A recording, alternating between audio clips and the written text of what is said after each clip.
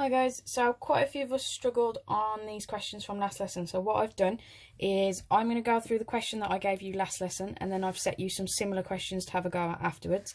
I do this one at a time, so I'm going to go through question 1, pause the video and try the task, and then play the video for question 2, pause it again and try the task, so that you're always trying something straight after you've seen an example.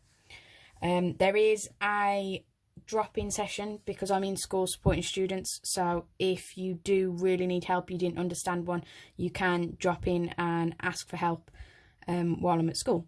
So Finn's got 2 bags of counters. He takes a counter at random from each bag. It says the probability he takes a red counter from the first bag is 0.3. The probability he takes a red counter from the second bag is 0.4. What's the probability it takes at least 1 counter? The easiest way to do this is in tree diagram form so that you can see what you're doing, because you're all actually quite good with your tree diagrams. So you've got, for the first bag, we know the probability he takes a red counter is 0.3, which means the probability that it's not a red counter would be 0.7, because remember, this has to add up to one whole one. You can then do exactly the same for the second bag.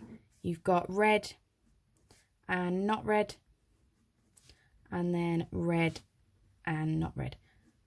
So because this is the second bag we're talking about, in the second bag the probability he takes a red is 0.4, so not red would be 0.6, and this will be the same on the bottom. We want the probability of at least 1 red. So if we want at least 1 red, you want 3 different options. Either you want him to choose a red the first time and a red the second, you want a red the first time but not the second, or you want not a red the first time but a red the second. So these are all the options where at least one of my outcomes was red, or potentially both my outcomes are red. So if I want red and red again, we go red, which was 0.3, and then red again, which is 0.4. So you do 0.3 multiplied by 0.4. Remember, as you go along the branches, you multiply. So you can just type that straight into a calculator, but you get 0.12. For red and then not red, well, red is 0.3, not is 0.6. So we're going to do 0.3 times 0.6. That's going to give us 0.18.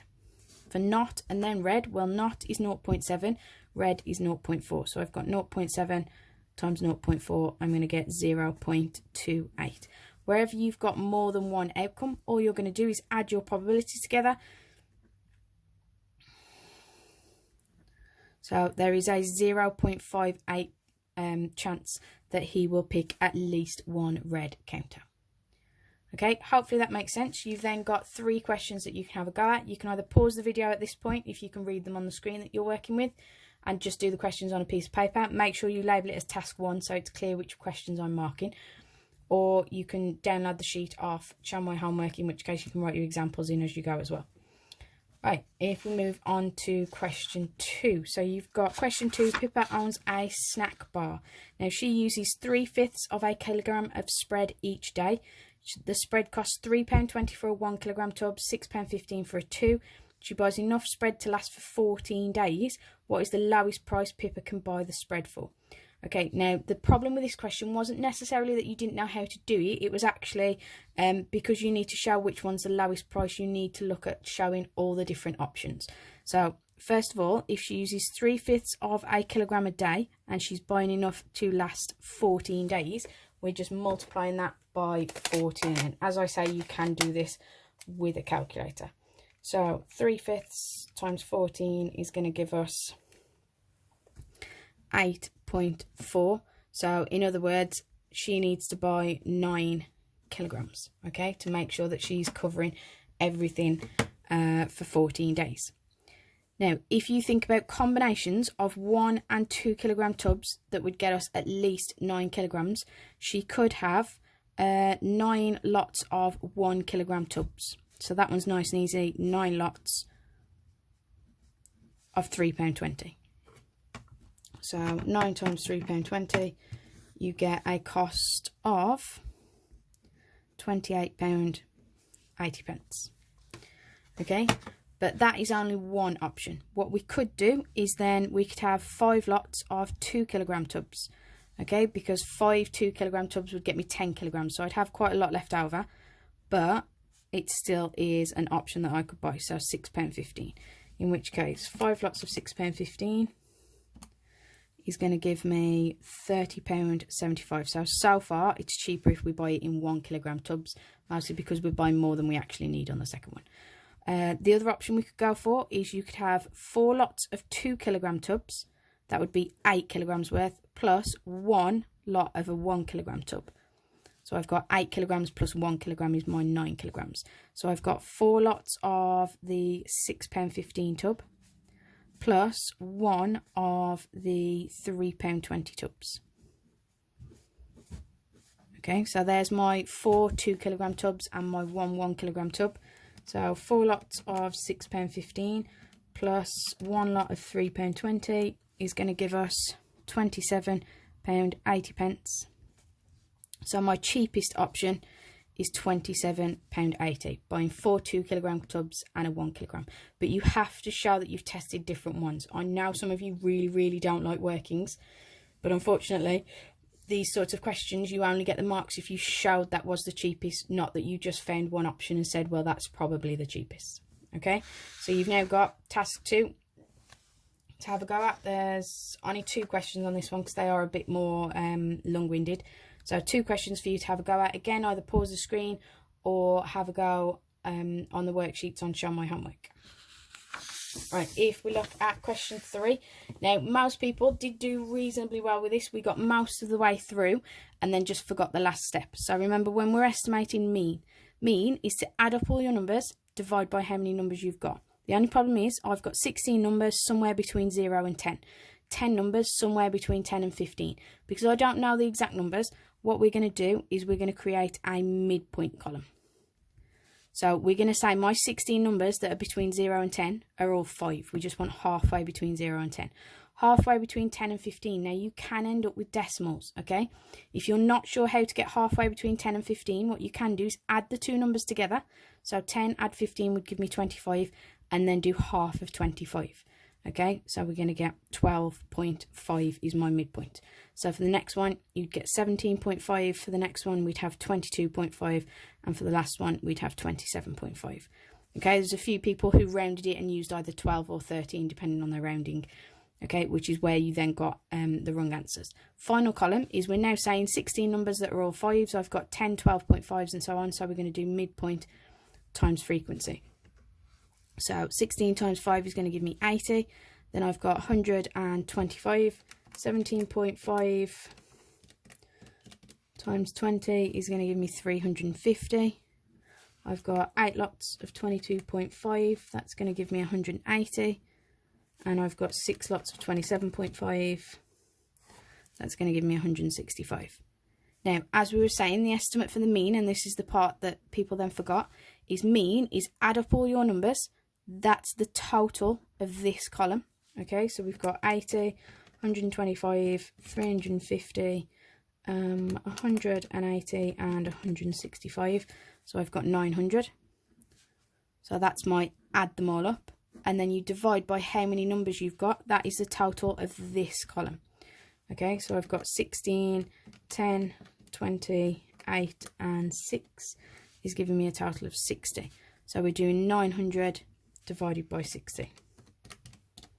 That's going to give me a mean of 15, which sounds reasonable because my number has to be an answer somewhere between 0 and 30.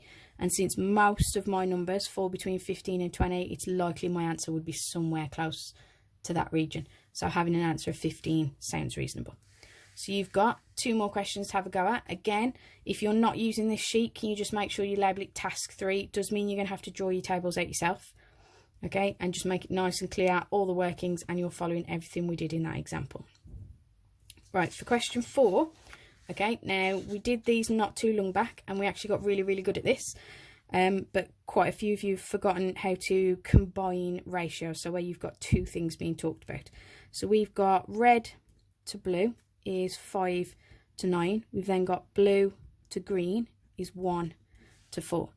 Now what we need to do is you look for the element that's repeated in both. So in this case, blue is what's repeated in both. It could be males that are repeated in both. It could be the number of chickens. It could be anything, as long as there is something that is repeated in both. All you need to do is make that number the same in both. So this one, I'm going to make into a 9. So this side I've multiplied by 9. I do the same this side. 4 times 9 is 36. So I've now got a ratio from red to blue to green. Red finished on 5, blue finished on 9, green finished on 36. So I've got my complete ratio of all three together. It says calculate the percentage of the pens that are blue. Okay, so for percentage, you need how many are blue, which is 9, out of how many you've got all together. So 5 add 9 add 36 is 50. And because we want that as a percentage, you times by 100.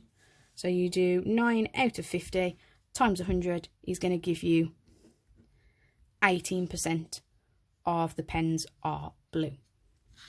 Okay, so hopefully that made sense. Now this one won't all fit on the screen at the same time. I've got 2 slightly more or less worded questions, and then you've got 2 that have been the exam sort of style questions that have shown up where it's just that bit more wordy, but it's still asking the same sort of questions. Okay, so have a go at task 4, and then we're going to move on to question 5. So this will be a little bit of a longer video today just because I'm doing examples of everything. But like I say, just do it one task at a time and work your way through. So this one, hopefully something nice and straightforward. From the list, write down the odd number. So anything that's a multiple of 2 is even, which makes 7 my odd number. The cube number, remember a cube number is created from a number times itself again. So 1 cubed is 1 times 1 times 1, which is 1. 2 cubed is 2 times 2 times 2. That is not 6. 2 times 2 is 4 times 2 again gives me 8. So 8 is my cube number. Okay. All the factors of 12. So if you think about writing your numbers that multiply to give 12, I've got 1 times 12, 2 times 6, 3 times 4. You only want to list those numbers that are also in this list. So 2, 6 and 12 are in this list. So they are our factors of 12. All the prime numbers. Now remember, prime numbers are numbers that only divide by 1 and itself. So you've got 2, 3, 5, 7, 11, 13 and so on. So in our case we've got 2 and 7 are my prime numbers. If you can't remember the list, remember what you could do is 2 is the first prime number and it's also the only even prime number. After that, any multiple of 2 is not prime, so you just cross out the multiples. Just check, is 7 a multiple of 3? No. Is it a multiple of 5? No, which means 7 must be a prime number. Right, median is the middle number, and remember, make sure your numbers are in size order first. You've got smallest and biggest. Smallest and biggest, my median is 8. And range, remember, is the difference between your biggest and smallest number. So you're going to do biggest is 12, smallest is 2. That gives me a range of 10. Okay, you've got task 5 to have a go at. That should be a very quick task to finish. Okay, but just make sure that you've clearly written your answers for those, and make sure you labelled it task 5 to make it a little bit easier for me to spot which answers match to which task. Okay, and then we've got 2 topics left. So I only got up to question 7, and then the rest we'll look at next lesson. So for question 6, 52 as a percentage of 200. So remember, that means you do 52 out of 200, and to turn any fraction into a percentage, you literally multiply by 100. Okay, so 52 over 200 multiplied by 100 is going to give me 26%. Okay, next one. Work out 2/5 of 80. Now, if you want a fraction of an amount, you divide by the bottom times by the top. So you're going to do 80. You're going to divide it by 5, which gives me 16. And then you're going to do 16 times the top number. So 16 times 2 is 32. Okay, you can also, as long as it turns up on a calculator paper, literally type in 2/5. Remember the word of in maths, we're going to use multiply. 2/5 of 80. You get an answer of 32. Right, decrease 480 by 32%. Remember, decrease means that you're taking away from 100%.